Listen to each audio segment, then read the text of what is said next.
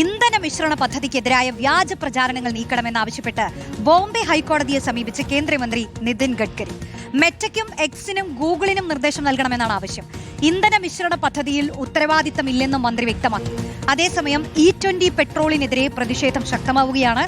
വിവിധ ഗതാഗത അസോസിയേഷനുകളുടെ നേതൃത്വത്തിൽ പാർലമെന്റ് മാർച്ച് നടത്തും. റാലി സംഘടിപ്പിക്കാൻ തെഹ്സീൻ പൂനെവാലയും ഉണ്ടാകും.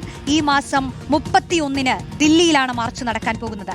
ശ്യാം ദേവരാജും ആദിൽ പാലോടുമാണ് ഇതിന്റെ വിശദാംശങ്ങൾ നൽകാനായി ചേരുന്നത്. ആദ്യം ശ്യാം ദേവരാജിലേക്കാണ്. ശ്യാം, ഇത്തരത്തിലൊരു പരാതിയൊക്കെ കൊടുക്കുന്ന സാഹചര്യത്തിലേക്ക് എത്തിയിരിക്കുന്നു. ഒന്നുറപ്പാണ്, കേന്ദ്ര വിദ്യാഭ്യാസ മന്ത്രിയുടെ രാജിക്ക് ശേഷം അടുത്തതിൽ ശ്രദ്ധ കേന്ദ്രീകരിക്കേണ്ടത് ഏതിലാണ് എന്നുള്ളതിന് പ്രതിപക്ഷമടക്കം അല്ലെങ്കിൽ ഈ രാജ്യത്ത് പ്രതിഷേധ സ്വരം ഉയർത്തുന്ന മുഴുവൻ ആളുകളുടെയും ശ്രദ്ധ ഈ വിഷയത്തിലാണ്. അപ്പോൾ ഇനി ഉണ്ടാകാൻ പോകുന്ന നടപടികളെ മുൻകൂട്ടി കണ്ടുകൊണ്ടാണ് നിതിൻ ഗഡ്കരിയുടെ ഈ നീക്കം എന്നുള്ളതിൽ ഒരു തർക്കവുമില്ല. മാത്രമല്ല, കേന്ദ്ര സർക്കാരിന് ഇപ്പോൾ ഒരു കാര്യം കൂടി അറിയാം. ഈ കണ്ട യുവജന പ്രക്ഷോഭം, പ്രത്യേകിച്ച് അത് സോഷ്യൽ മീഡിയയിലൂടെ കൂടി ചേർന്നുണ്ടായതാണ്. അതുകൊണ്ട് തന്നെ ഇത് ഈ സമൂഹ മാധ്യമ പ്ലാറ്റ്ഫോമുകളിൽ നിന്ന് വിവരങ്ങൾ മാറ്റണമെന്നുകൂടി ആവശ്യപ്പെടുകയാണല്ലേ നിതിൻ ഗഡ്കരി? റോഷ്നി, CJP മോഡലിൽ ഒരു പ്രക്ഷോഭം വന്നാൽ കേന്ദ്രമന്ത്രി നിതിൻ ഗഡ്കരി ആയിരിക്കും അടുത്ത പ്രശ്നം ഉണ്ടാവുക. സ്ഥാനം നഷ്ടപ്പെടുന്ന അടുത്ത മന്ത്രിസഭാംഗം എന്ന കാര്യം നിതിൻ ഗഡ്കരിക്ക് മറ്റാരേക്കാൾ നന്നായി അറിയാം. അത് പ്രത്യേകിച്ചും E20 എഥനോൾ ഇന്ധന മിശ്രണത്തിന്റെ കാര്യത്തിലാണ്.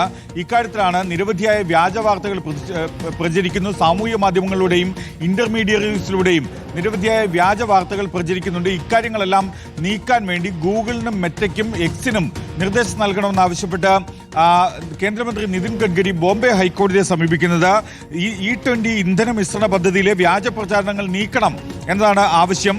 മെറ്റയ്ക്കും എക്സിനും ഗൂഗിളിനുമെതിരെയാണ് ബോംബെ ഹൈക്കോടതിയെ നിതിൻ ഗഡ്കരി സമീപിക്കുന്നത്. വ്യാജ വീഡിയോകൾ നീക്കം ചെയ്യാൻ ഇന്റർമീഡിയറീസിന് നിർദ്ദേശം നൽകണം. ഒപ്പം ഈ E20 ഇന്ധന മിശ്രണ പദ്ധതിയിൽ ഉത്തരവാദിത്തമില്ല എന്നാണ് നിതിൻ ഗഡ്കരി പറയുന്നത്.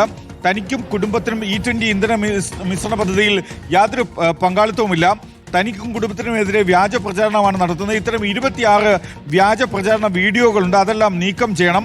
മാത്രമല്ല, ക്രൂഡ് ഓയിൽ ഇറക്കുമതി കുറയ്ക്കണമെന്നതാണ് കേന്ദ്ര സർക്കാരിന്റെ നയം. അന്തരീക്ഷ മലിനീകരണം കുറയ്ക്കാനും കൂടിയാണ് ഇത്തരമൊരു പദ്ധതി.